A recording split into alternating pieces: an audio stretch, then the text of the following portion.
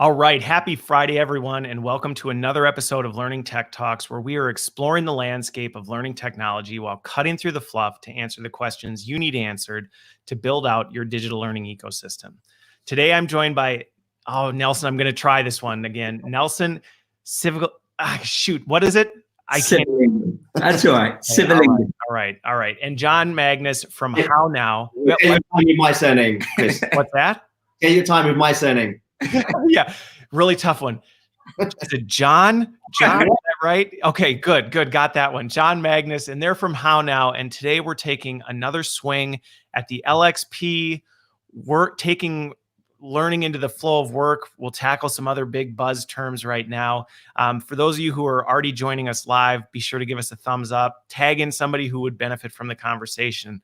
But before we get into it, our question of the week, and you've had plenty of time to think about this now, is, and everybody who's watching, I want to hear your answer to this in the chat. But if you could instantly become a master of any skill, what would it be? So we'll start with you, Nelson. It would to play any musical instrument. It's one of my things. I love to listen and love to watch live music, but I'm absolutely terrible at playing any instrument. So I'd love to be able to play any instrument. Okay, literally anyone. You could just somebody could hand you. I'd like the skill to be able to play every instrument. That's the skill I want. Okay. Are there any in particular that you were like, I would probably play this one the most though? Yeah, probably the keys. Piano is a good one. Okay. Yeah. Pianos, or you could be, a guitar person. You could be that guy that's just a jazz piano player. I mean, that's the one. Okay, got it. All right. Any musical instrument. Well, you let me know if that skill suddenly picks up. I think when I was talking to Reese from Fuse, he had a piano in the background, so he was working on that. So maybe the two of you can have a jam session. A learning tech band. Yeah, there you go. Yeah, we'll work on that next. So how about you? How about you, John? Well, this might work quite well then, because I've always wanted to be a pilot. So I think my skill would be to learn how to fly planes, helicopters, but my main passion is to learn how to fly a seaplane, so that I can essentially take off, land in the ocean. One that you can land in the water. Yeah, go for a swim out to the island, swim back, fly again. And if he's a musician playing any instrument, I could fly him around the world, and we could basically that would be the new gig. Okay, so when we start, the LXPs or something like that, which is a really cool name. Nelson will be on the keys. I have no idea what. And John, you can be our travel agent. Perfect. So I think mine, if I had to pick one for some reason, so I love the Jason Bourne movies and was always fascinated by how, he just like boom out of nowhere. So that's probably what I would. And I have two girls, so it's probably appropriate that dad could just tear you to pieces and you wouldn't even know what happened. So I think that would be my one skill, would be just a master of all the martial arts.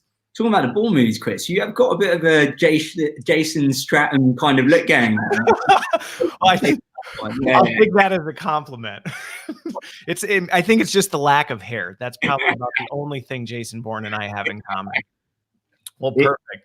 Well, thanks for being here this morning. Well, it's afternoon for you over in London. But yeah, so today we're talking about the LXP thing. So before we get into it, though, I'm just really curious, first of all, what made you, because we talked earlier, L&D wasn't necessarily, you didn't grow up in that. What made you say, hey, learning technology is where we're going to go?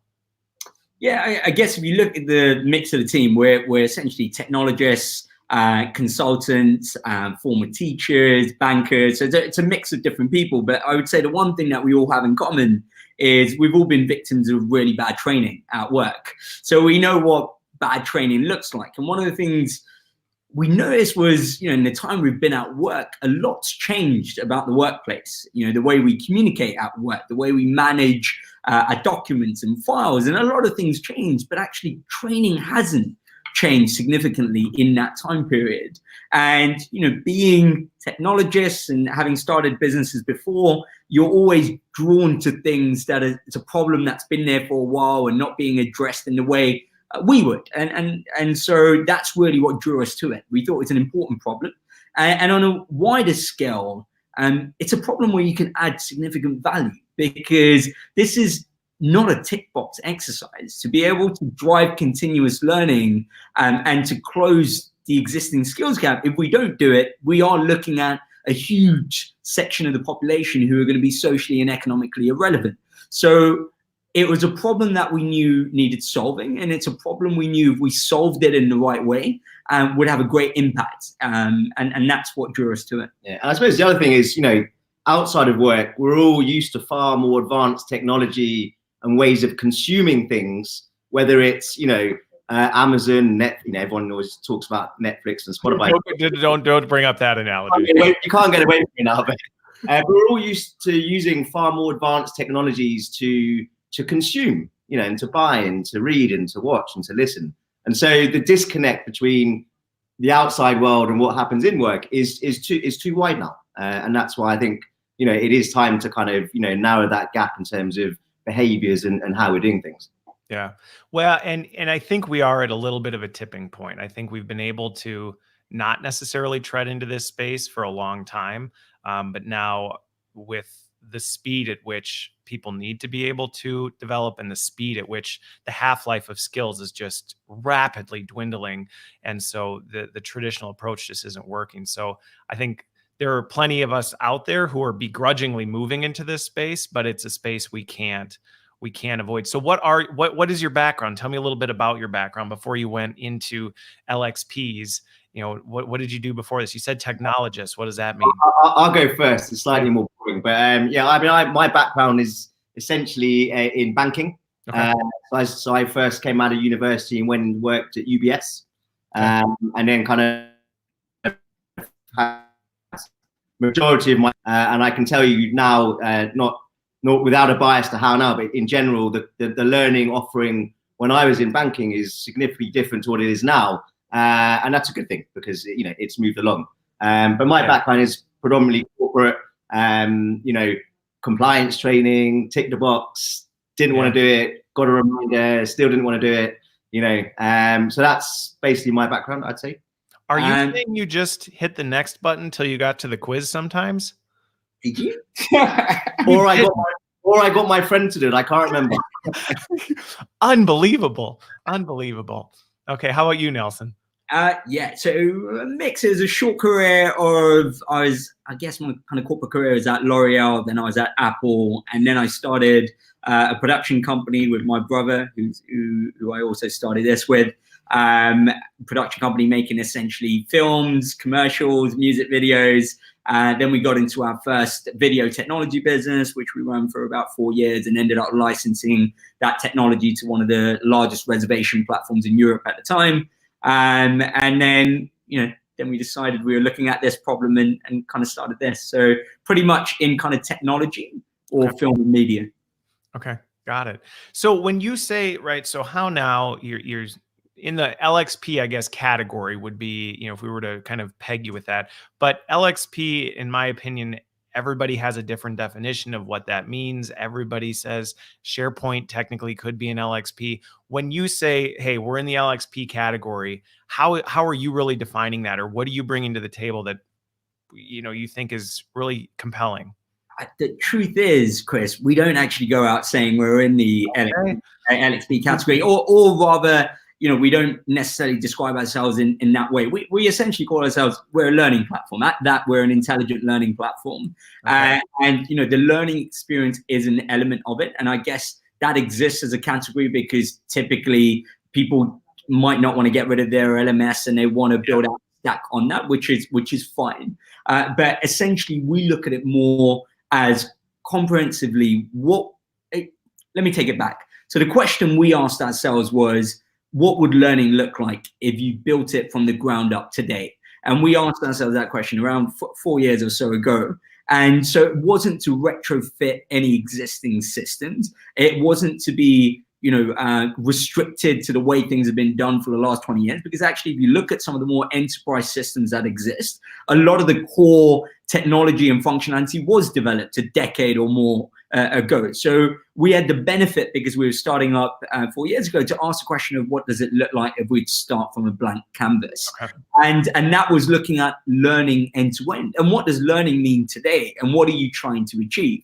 So if you look 20 years ago, where predominantly digital learning was trying to ensure people were compliant, right? That was the reason it came about. And to a large degree, the LMS did do a decent job of ensuring you had a record of compliance, and you can show that. But the requirement today is quite different. So what we're starting to see is, if you imagine an 80% compliance-led training environment, and then a tiny 20% being continuous learning, the model is now flipping, where you've got 80% continuous learning and 20% compliance. And now with that flipped model, what you realize is your existing learning infrastructure or ecosystem wasn't designed to support continuous learning. So you now need to look at, okay, what does new technology look like for doing that? So for us, we're an intelligent learning platform that essentially looks at addressing that. What does it take for you to be able to drive a continuous learning culture that helps you build skills and enable people to work smarter? And so if that in your eyes is an LXP, then yeah, we can be an LXP. I suppose it's a bit cliche, isn't it? Because, I've certainly described ourselves as an LXP at times, and sometimes an LMS, an invisible LMS. I mean, there's so many acronyms now, but actually probably what we all need to start doing is getting away from the acronyms. I mean, as Nelson said, it's a learning platform, but starting to look at what are the problems. I mean, I know we all say that, but really, what are the problems within our organizations? How do we solve it? And then go out and see, does that tick the box? Will that help? Because I think we get carried away around all the acronyms that we all end up being a bit confused about what the hell is going on. Yeah. Well, and that's I understand the categories and the acronyms from the sense of helping people kind of organize the information in their head. But to your point, it's not. And I think the risk with it is that people go, well, we need an LXP. Well, maybe you do, maybe you don't. But when you even say when you need an LXP for what, I think is the bigger question that you have to ask. Because this is where, this whole ecosystem concept to me is rising, because of the fact that there are different solutions for different problems, and you need to be able to identify that and figure out what that is. So what are some of the core problems that when you looked at it, you said, this is, these were some of the core problems we set out to solve for? Yeah, so I guess there's a few of those. And the first one, and the primary one, is most organizations don't know what their team know and don't know. Okay. Right? And that idea of what skills do we have in the organization, and being able to identify the skills gaps that exist in the organization that are stopping you from delivering on your business goals and your KPIs and targets. There isn't most organizations don't have an effective way of doing that. And if you look at the closest ones who've looked at building out, skills families and jobs family, and this is typically a laborsome process where you're bringing in an external, maybe consultant who sits on it for 6 months to come up with a bunch of skills and jobs, by which point when it's done, it's now redundant because there are new jobs and new skills in the market. And so it's first understand your workforce, understand the skills that exist within your organization, and that problem, and solving that problem. Once you do that, you've now identified the skills gaps. Now, how do you close those skills gaps? By bringing together the relevant learning, whether it's existing content, external content, because like you mentioned earlier, Chris, the employees don't care where the learning lives. They just want the learning that's going to help them build their skills and do their job better. Right. And so given learning right now lives in so many different apps, websites, systems, and not to mention the minds of the best talent, both inside and outside of the organization, how do you bring this all together? And we often talk about, imagine a house of learning where each room is a different type of learning. You only have one front door to get into the house. And it's solving that problem of giving you a front door. Now you've brought the content together. How can you make sure you get the right content to the right person? Because what we're doing right now in traditional learning is very much a top-down unidirectional flow of learning that doesn't really take into account the nuances of an individual or the nuances of a business. And therefore, it's not doing anything for anyone because it's too generic. Yeah. And so how do you now personalize learning in a way that was never possible before, because it's not possible for a handful of humans to personalize learning for 10,000 people in an organization, right? And so solving that problem. And the last problem is really traditional learning doesn't take into account your context or your point of need at a particular time. And as a result, we've ended up with this notion of Netflix for learning, which we quite disagree with, right? It is, the idea isn't for you to binge watch for hours on end and consume learning content. Scroll. Yeah, and the infinity scroll. What it is for you to essentially get the knowledge you need to help you get that job done or to do it better. In order for you to do that, you need to first know their context. And the only way you could do that is by integrating into someone's workflow. And typical traditional learning is quite detached from your workflow. We typically take someone out of work and into their learning platform rather than taking learning and sending it to their work. And so that's the problem we're trying to solve. Yeah, and I suppose traditionally you've been taking someone out of their context and into somewhere else to do some compliance training, right? So I think one of the challenges I see a lot is trying to not just HowNow to an end user, but generally in the industry is giving learning a rebrand. I'm sort of stealing one of Nelson's tagline there, but actually, you know, asking what does learning mean to us and as an organization? Because we know certainly that if you ask most organizations to ask their staff, what does learning mean to you? You know, you don't know what answers you're going to get, but I've had LinkedIn Learning, which is great. And we discussed earlier, you know, LinkedIn Learning is really important, but it is just one element of a whole heap of things. Some people will say learning means I've got to do something I don't really want to do. Yep. So I think it's everything needs a bit of a rebrand and a reset. Yeah. Well, and you know, Toby asked a question that I think it's a fair one, you know, which he asked, you know, can we get rid of engagement measurements, right? If we get to this place, and I'll chime in on my take, and I'd love yours on this as well. Is that, you know, when I look at this stuff, you look at what we can talk about the LD buzzwords, you know, Kirkpatrick and the levels of evaluation, all this stuff. To me, it's not that engagement's a measure that doesn't matter. I think JD and I talked about it last week, right? If people aren't engaging, you're not getting anywhere. But when you stop at engagement and say, look, we've got, you know, 60 or 80% of people engaging. If you can't answer the so what, that to me is where it's a problem. And you know, I think, you know, what in terms of the engagement, how do you look at engagement when it comes to this? Is that a factor for you? Yeah, that's a great question, right? With engagement, I look at it almost like when you're building a startup, there's a bunch of metrics you could be tracking. And you could exhaust yourself by tracking so many metrics that don't matter right now. So a good best practice is to find your one metric that matters, right? So that's the kind of holy grail that you're going after. This is the one metric that matters. And then, of course, there are maybe other metrics, but you don't exhaust yourself with tracking this. And now applying that same mechanics of a one metric that matters, yes, it's great to know how many people have liked a piece of content, commented on it, but that's not the reason why you're running this learning program or you've brought in this platform. Is not to go, yay, we've got 1,000 likes. What is it actually doing? The learning is an act, but what you want to do is drive better performance. And that bridge is really the skills you've acquired. So what your real one metric that matters is the skills profile of your organization. Is what skills do you have and what skills do you need to have to future-proof your organization or to be able to deliver on project X or to be able to achieve this particular goal. So all of these other engagements they're indicative and kind of a health check. Right, to know, yeah, things are going in the right direction. But I think some of the most valuable metrics are sometimes missed. I'll give you an example. Right now, 70% of your organization could be searching for Excel training on Google, but you have no way of knowing that. So you're in complete darkness around a knowledge gap that is affecting your business until it comes around to a one-to-one or a appraisal.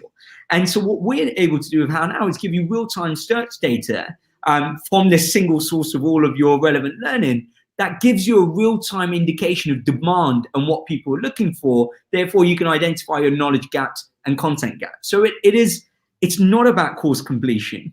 It is about the skills that have been acquired as a result of this learning. Well, and what's funny is a good analogy to this, I think, is right, this whole influencer market, right? You look at now, like influencers actually a job in the, but just because people like a lot of your stuff, there's plenty of influencers out there that aren't making any money off of it. And it's the same thing, right? It's, yeah, you have lots of likes, maybe lots of people watch your stuff, but they aren't necessarily buying your product or buying your services. And the same is true with that. Now, that doesn't mean engagement isn't important, because if you're an influencer and you have 2 followers, you're not really influencing anything. So it's really a step. You've got to be careful. You're not telling a story through vanity metrics, right? Exactly. And it's easy to hide things behind vanity metrics, right? Because you're not running learning in a way that's really building skills, then you would resort to saying, well, at least we got 10,000 likes. Whereas if you can actually demonstrate real value, and people are saying they are acquiring skills. And one of the things we have on the platform is we've got this mini 360 tools where through through a manager's review as well as a self-review, you get a mini 360 of the skills you have in the organization. Now, the reason why we do it that way is your senior colleagues and managers can evidence whether they've seen you demonstrate those skills in your day-to-day performance. Okay. That for us is a more accurate reflection than you acing an exam, which you could have picked next, and got your mate to do. Well, and so let's, because you talked about some of the problems you want to solve. So I want to dig into that a little bit, because some questions have come in, and I've got some that I want to dig into. But let's go from, easiest to hardest, not easiest to hardest, but right in terms of the complexity of it. And I think where some of these new platforms, LXPs, whatever ILPs, you created a new acronym, by the way, Intelligent Learning Platform. But where they got their start, at least I think in popularity, was one of the problems they did solve for us on the practitioner side was we have a lot of systems. We have a lot of disparate content places.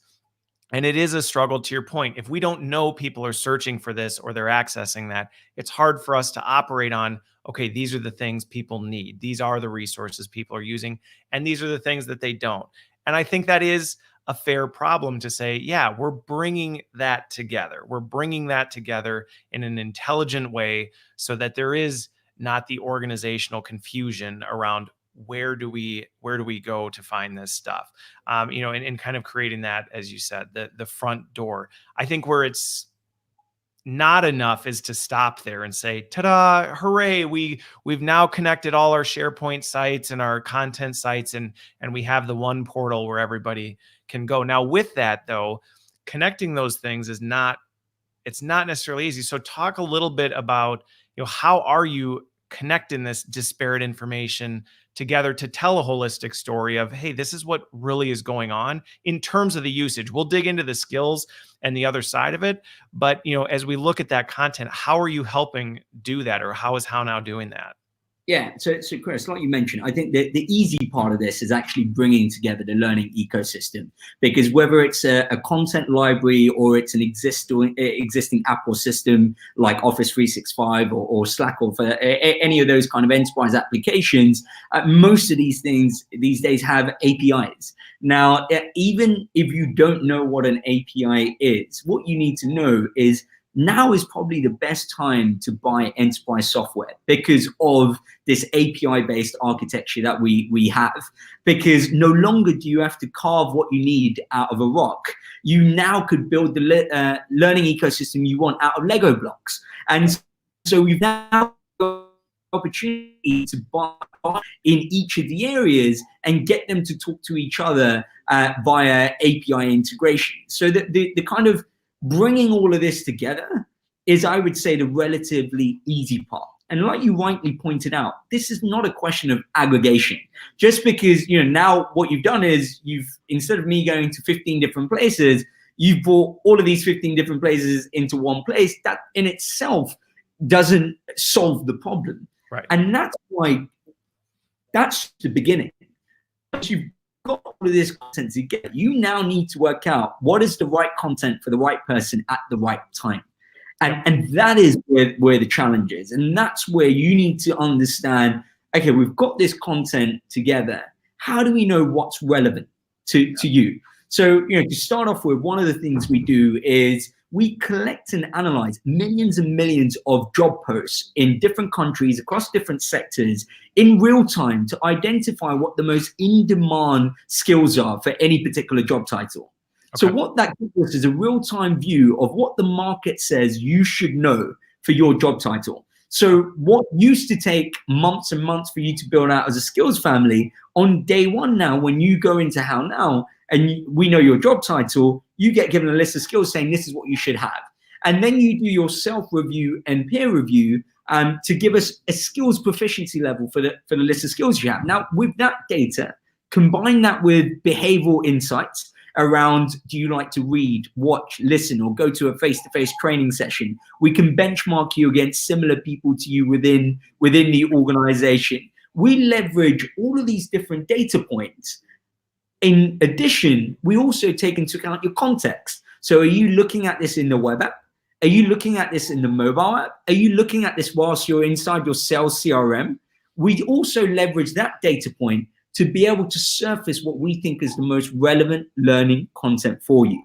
And that's the big part of solving the problem, because content is not really our issue. We've got content overload. Content, right? I mean, I think if anything, there's a bit of a content overload right now. Yeah, and I think one of the things we get asked quite a lot is, about, you got all this content on the platform, but, how do you know whether it's, where's it coming from? And, is it going to be relevant? And are people going to find things that, are they going to be looking at, ASOS or, or whatever it may be, where, and it comes back to, it is the human bit first, which I think people forget, which is it is the organization and the L&D team that will decide what are the sources, what are the skills, what are the areas, what are the, topics we want to curate and bring content into, this sort of this house, this front door. And then that's when the smart technology comes in to essentially organize it and surface it and deliver it. Well, and it hits on one of the questions Toby brought up, which is, right, isn't there the risk of just leaving the employees off on their own? And I think that's one of those, it is a balancing act. It's not just a, hey, we've pulled all this thing together, good for you, employee, go and learn. There still needs to be that human in the loop of, okay, yes, we have all this. Yes, from what you've described in terms of, scraping job descriptions and figuring out, okay, based on job titles, this is what we think is most relevant, but your organization is nuanced. Your organization may have some capabilities that you may know are more of a priority than others. How do we balance that? Yes, you can find this stuff. Yes, we're kind of guiding you in the right way. And there is another element to, to what we're doing is, we are able to go out and curate third-party content from the web. Okay. But that is still a decision by the organization to say, we are in the financial services sector, so we would like to bring in relevant content from Bloomberg. It's not us going out there and saying, okay, well, here's a bunch of content on derivatives, and I'm just showing my old banking knowledge here. But it's not a matter of just going out there and seeing what sticks. It's still the human input first. Yeah. And just on Toby's question, this is a cultural shift, no doubt, right? It reminds me of one of my early jobs where when Facebook was an early thing, no one other than the marketing team were allowed to go on Facebook during work hours, right? Yep. And it used to always baffle me that you've hired a bunch of grown-ups and what you're telling me is you don't trust me, right? You don't trust me to do my job and not go on Facebook during those work hours. And that's now changed, it's now not even an expectation. In the same way, this concern of what happens if we leave the employees to their own device? Well, actually, this is what you need. You need employees to take ownership over their own development, because the employee now needs to know this learning offering in my workplace isn't just for me to develop the things that will help me deliver on the business goals, but it's also for my own benefit. Right. This is also to help me from becoming socially and economically irrelevant. So I don't think this top-down unidirectional culture we used to have is conducive for a continuous learning environment. What you need is the business will always say, this is what we want you to learn for us to be able to hit our targets and our KPIs. But the individual also needs to be given the opportunity to say, well, what you don't know is I think my presentation skills are weak. So I would like you to give me the opportunity to develop that. Yeah. Alternatively, my presentation skills are really good. And I would like to share that with someone else in my team. But most organizations don't have a way to capture that and to share it, right? You know. Well, and it ties to, you know, one of the questions that came through, and this is, right, how do you get, you know, how are you getting people to get to that platform in the first place? And I don't see that as that's not a technology problem, right? That's not that goes back to the organizational, the culture, the what you're doing in the organization. That's the learning rebrand, Chris. Right. Well, it is. And it's about, you know, your organization really saying, we want to invest in your development and helping people understand. I think this is a big part of it. If you don't know you have a skill gap, you're not going to go, you don't go to YouTube to look up how to do something that you've been doing for 100 years, because why would you? You already are comfortable with that, unless something tells you, hey, there's a different way to do it, or there's a better way to do it. And you're curious and you say, well, you know, let me find that out. So I think that's where the technology is an enabler of that, but it's on us as an organization and an L&D organization to say, how do we create that curiosity and critical thought that actually drives people to actually engage with this stuff. Yeah. Which I think an organization to create that buzz again, right? About saying, you know, this is why we're doing it. This is the place where you can get the sort of things you're consuming outside work, like TED Talks and YouTube videos. But it's also a place where you can actually make a difference to you and your team and actually learn new skills on the job. Yep. Well, and you know, the example you used, Nelson, earlier, it's funny because I've been in those conversations where, you know, it's, well, we don't want them learning anything other than what we're dictating is important to their job, and peeling that onion back and saying, no, because they're doing it anyway, right? So pretending like, well, we're just only going to let them do, I think that's one of the limitations that we've had in our industry, and why, you know, we've gotten a bit of a bad rap is we've been more of a compliance. We only provide to you what we as the organization have deemed is important to you. And the reality is that's not the way people operate.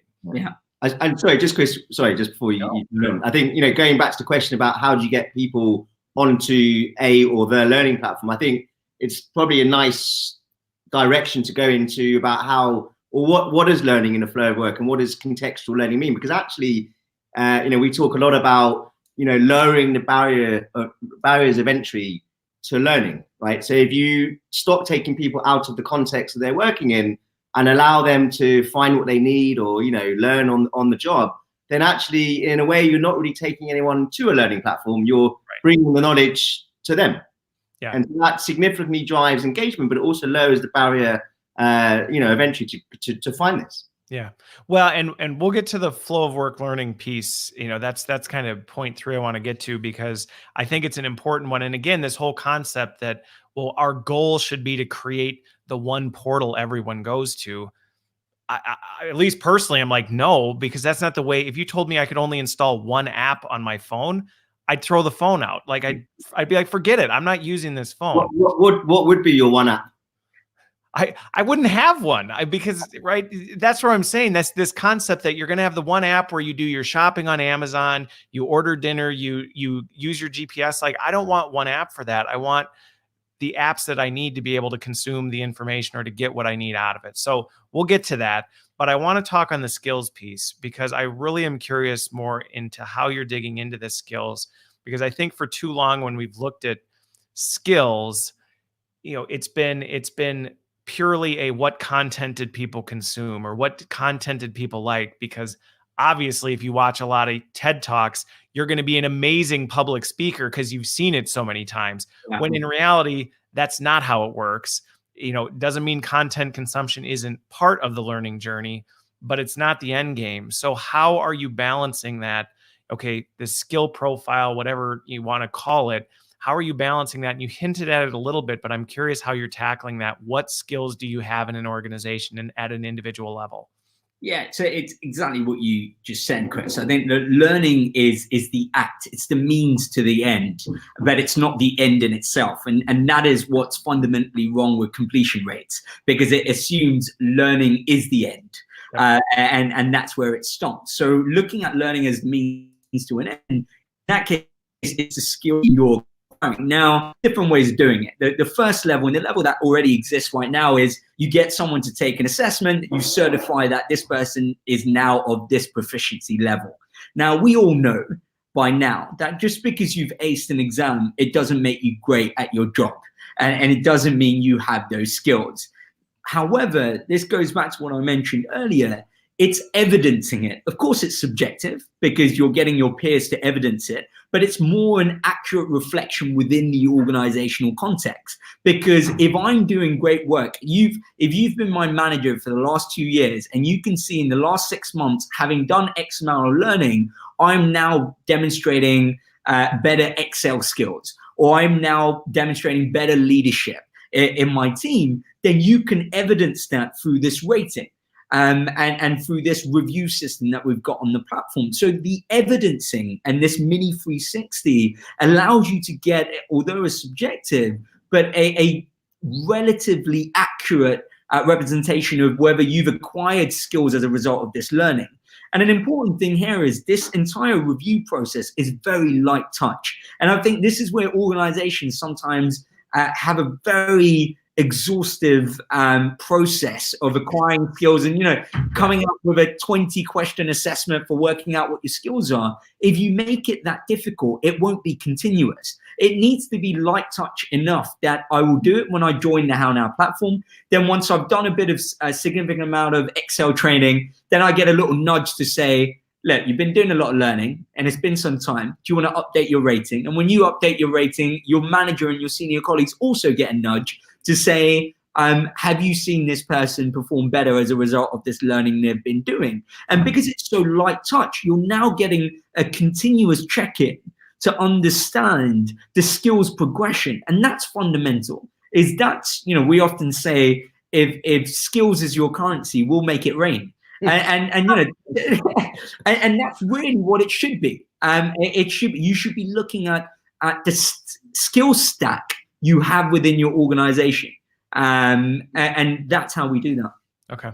Well, and you hit on something that I think we have to move to this more agile approach to skill measurement in that sense.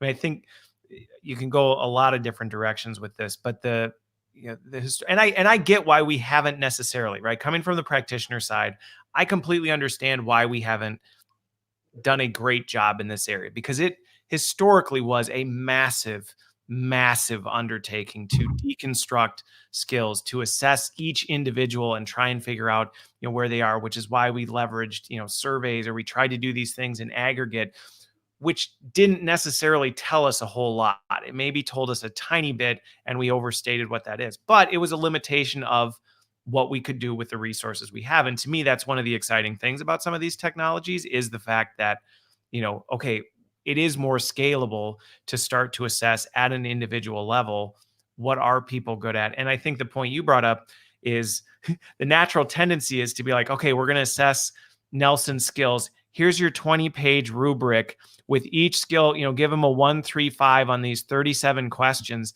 And, you get 2% of the audience that does it and the other 98 that says, nah, I just don't have time for this.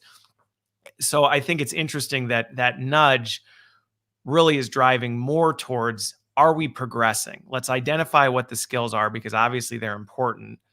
Is it moving in the right direction? And if not, why? And you can start to incorporate, knowledge checks, right? So rather than, you completed something, your manager's seen you do it, but you can also start to, I guess, automate some sort of knowledge check where, you're reminded at sort of spaced intervals around, okay, we know you did that course, or we know you watched that video, just answer a couple of quick questions. And I think that also, again, gives a bit of a sort of more consistent, kind of story about whether you are applying what you've learned in your day-to-day. Well, and the speed, this is where, right, I could see plenty of people, and I haven't seen the comments, so maybe this is all start a firestorm, but the argument could be made, well, these small little pulse checks aren't enough to really assess a skill set. And at least my take on that is, well, you can do a robust, massive skill set, but you can't do that with the frequency that you can these pulse checks. And so the challenge with that is, with the speed at which skills are changing, the speed at which you need to move, running a biannual skill assessment of your organization just doesn't cut it. You can't wait 2 years to figure out what's going on. You need to be able to do it in rapid succession so you can pivot and move on that. And that's absolutely the challenge we're up against, Chris, because in uncertain times and in fast changing markets, the fastest learner wins. And so you need to be able to learn at the speed of need. And if you're going to do that, all of these kind of laborious processes just don't fit in. And it sounds cliche, two techies preaching agile, but it is a way forward. And the reason why it's being adopted so widely is because of how it allows for continuous iteration and development, rather than the kind of, we decide at the start of the 5 years what we're going to do in terms of learning, and that's it, we run through with that program. That approach just doesn't work anymore. No, it doesn't. And just as an analogy on that, I look at the shift we're seeing in virtual collaboration, right? And you still have a lot of folks that are very hard set on, and this will probably start a firestorm, but is like, well, in person is really the only way you can build relationships. And in my opinion, and in my experience, I'm able to connect more frequently and more consistently with people virtually and be able to build that relationship at a speed and scale that I couldn't do it in person. And so, yes, you might say, well, there's something about that in-person connection, but when you start looking at the scalability of it, and I think the same is true with skills. Yes, in theory, maybe a super robust individual detailed assessment of individual skills, might it be superior in terms of assessing skills than a pulse? Sure, but you can't scale and do that with any sort of speed that you need to. And so it's not a matter of, is it better or worse? It's a matter of what's more effective. I mean, that's why technology as an enabler is inherently democratic, because you now don't have to pick or choose. And this is what we say about face-to-face training. This is not about, this is the death of face-to-face training. It's not. We don't think, we're technologists running a digital learning platform, and we're saying this is not the death of face-to-face training. It is. I like to learn in a classroom sometimes, right? So what you need to do is leverage technology to allow people to learn in the way that best suits them, not only in a way that best suits them, but some content might be better delivered in a classroom, and some content might not be. And with technology, we don't have to pick one or the other. What we can do is make sure the right person gets that right content. And that to me is the most powerful part of technology. Is it's less about moving from one box to the other. It's more about creating an environment where you have the best for everyone, regardless of who or where they are. And you can use data to leverage. You can leverage data to make sure that you are running the right face-to-face workshops, right? So Nelson talked about identifying, if 7% if people are searching for a particular thing, you can actually start to use that data to run a face-to-face workshop, rather than, I remember from my, my UBS days, there was training for the sake of training. It was sort of, let's get everybody in a class because this is what we think they need to know. Yep. It's not always the case. No. And I think that mentality of everyone's an empty box, so we have to just give them all the same thing. And again, it's not, I think the thing where sometimes people get defensive and protective of that is it's not that L&D necessarily was thinking that way, right? It's not that was the mindset. It was a limitation of what we could do. Because again, from a scalability standpoint, there was no way to say, well, we're going to host this class, but before we do, we're going to go fly out and meet every individual and decide what they really need out of the class. And then we're going to run 10 simultaneous sessions of it. You couldn't do that. And so I think we've had to do that, but technology is changing the possibilities. What's funny, and Hannah brings this up, that I think sometimes creates a little bit of nervousness, and I'm curious your take on this, is sometimes I think in L&D the perception is we may be working ourselves out of a job, right? Or technology is actually eliminating the need for us. I'm a wild advocate that, if anything, no, this is actually going to empower us to be able to work on higher order things and have a greater impact. But what are you seeing, or what are some of the resistances you see as you're out talking to people about this? So on that point, Chris, I think you hit the nail on its head there, which is, I think in the traditional learning environment, unfortunately, L&D are left playing the role of procurement.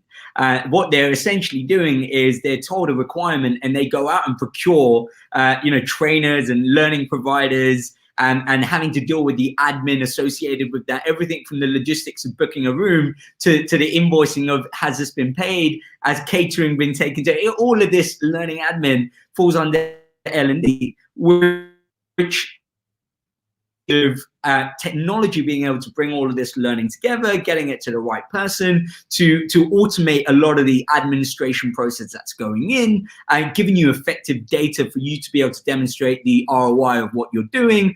And that way you can now use this data, as John mentioned earlier, to do high order things where you can now focus more on the strategy. Essentially, if you take L&D's position within the organization, unfortunately, in many organizations we work with, they kind of look at L&D as a cost center.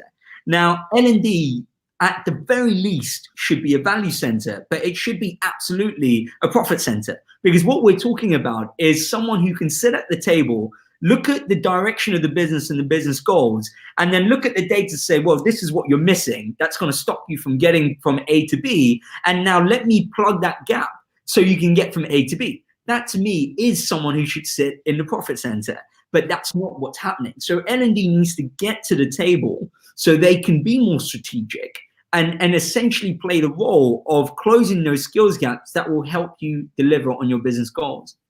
Well, because as you said it, if skills are the currency, we can make it rain. And so, right, we are contributing. But in all seriousness, it is a quantifiable. And I think, to me, that's the exciting part about where we're going, is this whole, how do you quantify what we're doing? Before that was very murky. It was very difficult for us to really put, a pin on that. And I think, are we there yet? No. Yeah. But we're very quickly moving to a state, and going back to the whole, well, what does this mean for L&D? I've seen us as a bottleneck in the past. For us to achieve this skill development, the culture of learning, we've been the bottleneck because everything had to channel through us. And that's why people have gone out and done other things. That's why they've moved outside of L&D. And I think there's tremendous opportunity now for us to focus on these things that eliminates us as a bottleneck. So I agree. I think there's still a little uncertainty because it does require us as L&D professionals. We need to upskill, right? I mean, our skills need to be raised. We need to raise the bar. And I think that's where nobody likes change. People say they like change, but nobody really likes change. So let's do this. But we're coming close to time. We still got plenty of time here, but I don't want to miss this because we talk about flow of work learning or learning in the workflow, things like that. And I think I have a distinction between workflow learning and learning in the flow of work. And I think what we're talking about today is more learning in the flow of work. But talk a little bit about how is HowNow defining that? When you say, hey, we're working really hard on learning in the flow of work, what does that mean to you? Yeah, and often these, we were talking about acronyms earlier, but a lot of these terminologies often come from, market analysts and market commentators. But to tell you the perspective of why this makes absolute sense is something you referred to earlier, Chris. This idea of a one portal, one destination approach is changing across technology.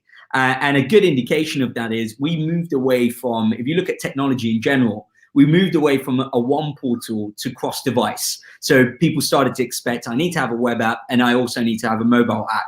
The next kind of generation of that is all of these micro apps. And this is why you see a lot of enterprise technology, like if you look at Microsoft, they've got their own app store, Salesforce have their own app store. Most enterprise technology in this day and age have their own app directory for you to create little micro apps that live and breathe within them. Within browsers, you've got browser extensions. So today we don't just expect one portal or multiple device. We expect it to be everywhere we are. And so we expect these applications to live and work everywhere we work. And so it's the way it has to go because that's the way technology is moving. And that's now being described as learning in the flow of work. But for us, it's essentially the idea of embedding learning where you're working. And the reason why we're doing that goes back to what John mentioned earlier, is to lower the barriers to access relevant learning. Now, rather than trying to introduce new habits, what you're doing is embedding learning in existing habits. So if your habit is essentially to your salesperson who works in Salesforce, then absolutely it makes sense to surface your relevant learning content in Salesforce. If I spend most of my time in Microsoft Teams or in my inbox, then it makes sense to surface learning content there. I mean, this often, when we describe this in meetings, when we're talking to potential partners and clients, they're like, they can't visualize it. Yeah. So with your permission, can I quickly share my screen to share that? I'll pretend like we hadn't planned this, but it came up so naturally. Why don't we just take a look? So let me, oh, there you go. Can you see my screen? Yeah, I can. Perfect. So what you're looking at here is HubSpot. It's a sales marketing CRM that we use internally, but this could literally be any application you use internally. Now, what you'll notice is a little HowNow integration on the right. Now, the moment I click on that, what you'll notice is even without me having to search, what it's doing is it's using data about my context. So my metadata, the URL, the domain, it's taking all of this data into account as well as who I am into account to autonomously surface relevant knowledge. So this is a huge paradigm shift where before we were spending hours searching for knowledge.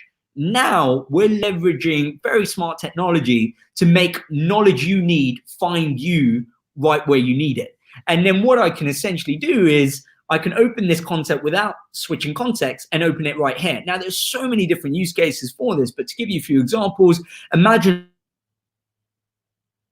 a sales team, what better way to train them on our tech stack than for them to watch a how-to video whilst they're still inside the application? Or you might have a client-facing team where I work in customer support, someone's asked me a question, rather than tapping on my manager's shoulder again, I can quickly copy and paste this, include it in my help desk or in my email and respond it back. But the whole idea is you break knowledge down into essentially little nuggets and you can surface that. Often talk about HowNow empowered moments. That's what we're talking about. When you had a question and we were able to answer it, that was a HowNow empowered moment. That's how we measure how we're helping you drive performance and productivity at work. So it's not only about learning in the flow of work, but also if I've read a great blog as a manager, I can quickly click on this, click this article or blog, and I can share this with my leadership team. So not only am I learning in the flow of work, I'm also sharing knowledge in the flow of work, and I can also search for relevant content. Now, where we take this even further is right now, the chances are most people in your organization are probably going to Google to search for stuff. I mentioned already, Google doesn't share their analytics, so you don't know how many people are searching for Excel training.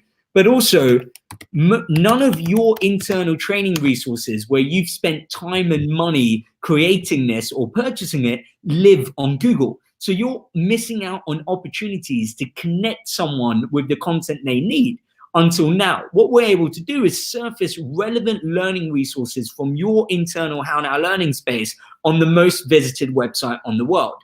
So yet again, it goes back to the idea of embedding learning in existing behaviors, where what you're doing is if someone goes to Google 20 to 30 times a day, why miss the opportunity to tell them that actually the company has invested in these resources and connecting them with that?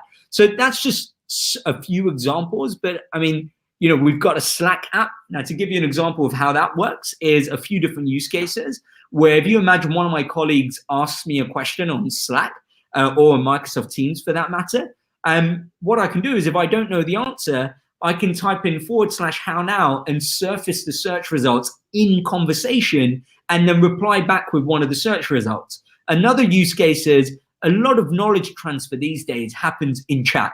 So you might ask me a question on chat, I'm going to answer that question, but the chances are I've probably got another 100 people who are going to ask me the same question. So what I can do now is convert that message into a nugget that gets stored in my long-term memory, which is HowNow. So you're not losing knowledge that would otherwise be lost in conversation. Okay. So it's not just, and by the way, right, the embedding the search results in Google, I have to say, right, brilliant there, because how often, you know, if you look at what is the #1 way people go to find information, they Google it, right? Yeah. That's what people are doing. And so if you can aggregate and bring that into where it is, that again, it's bringing things to where people are instead of saying we're L&D, you come to us for information. It's saying, no, we're going to come to you. We're going to bring it to you.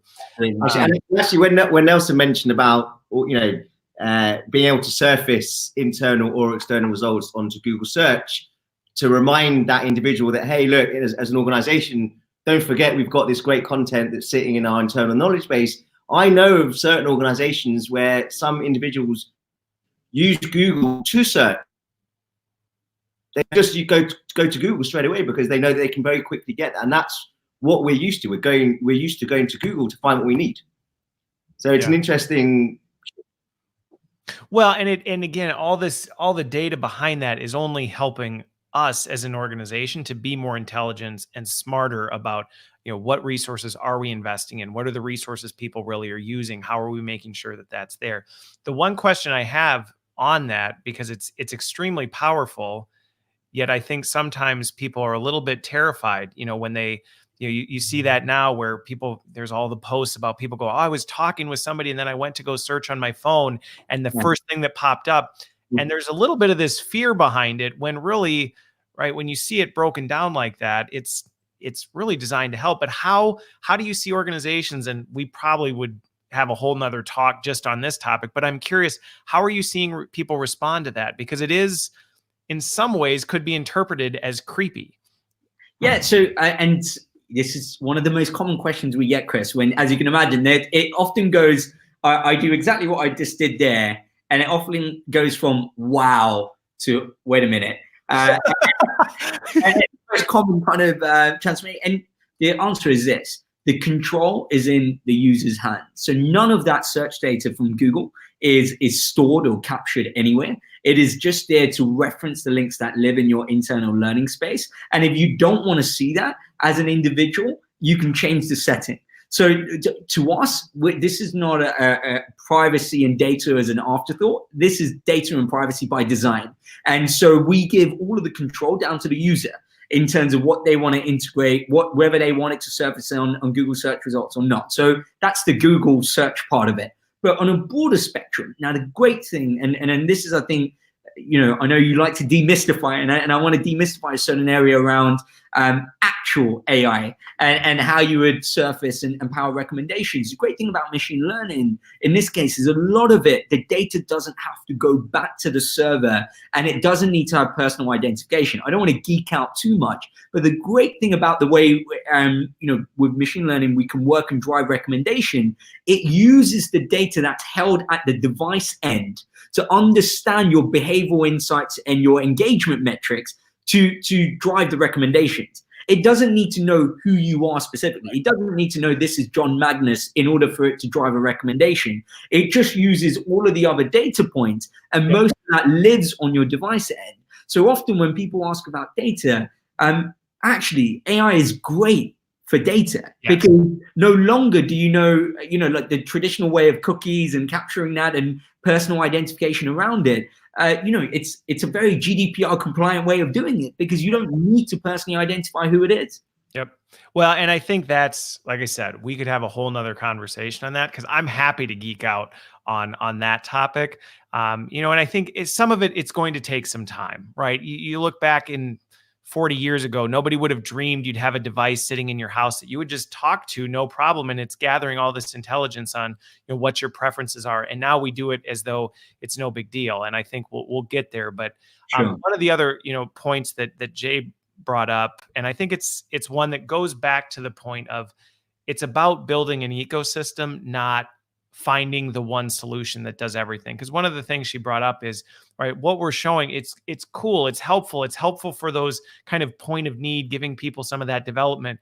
But for those really advanced skills, the very highly technical skills, there is more to the feedback and the reinforcement and the time it takes to do that. It's not about Googling how to, give a keynote presentation and you go, wow, I watched that, like now I'm ready to go. I think it's less about, okay, you buy this one platform and magically all of that happens. It's about saying, okay, how are you leveraging this platform in combination with some of these deeper, more robust capability building opportunities alongside that? That's my take. I'm curious if I see you nodding. Absolutely.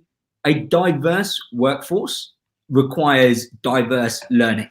right? So this is, this is not just about doing a tick box diversity inclusion course. This is about, if you're actually looking at fostering a diverse culture, then diversity also exists in learning. And so whether that is someone who does want to do self-directed learning and find the resources they need, or someone who wants to book in for a classroom training, is to be able to support that. Now, that said, what we're talking about here is absolutely, you're not going to get one platform that does everything. And we firmly believe in that. This is not about trying to do everything and having an over-engineered product. We focus on very much helping organizations build skills and work smarter. And that's where the enablement of what we do by integrating into your workflow, the whole idea of how we use skills data to be able to recommend relevant learning, whether that's classroom training or a quick video for you to watch. But there is many other things you might need as a part of your learning ecosystem. And what you should be looking at is the best of breed for that particular problem. Yeah. And if there's one thing to take away, is always be problem first, right? Because that's what you as a client can own, right? That's what you know more about than the vendor coming in. Yep. There's no point talking about the features you'd like to see, because you're talking to technologists and product experts who are building this stuff. You're better off owning the problem and really deep diving into understanding what is the root cause of this problem. And I want someone to come in with a solution that can solve that, and go for the best of breed. Nope. I think that's a great conclusion to the conversation that we've had, which is right. That is where the relationship between vendors and practitioners needs to be strong. It's not a battle between us. We need to understand the roles that we both play so that we can really own it for the success of our organizations, because that's what we're here for. We're not here for our own glory. So with that, I really appreciate the time. This has been a while in coming, and I'm glad we were able to make it work. And I look forward to staying connected. Thanks, everybody. The comments, there's a lot more than I could even get to. So I will try and take a look at those, and I'd encourage you both to as well. But thanks, everybody, for joining us. Have a phenomenal rest of your Friday if it's just getting started, and have a great weekend if you're on the end of it. Thanks for being here, and thanks, everybody. Thanks for having us. Thanks a lot. Thanks, Cheers. Chris.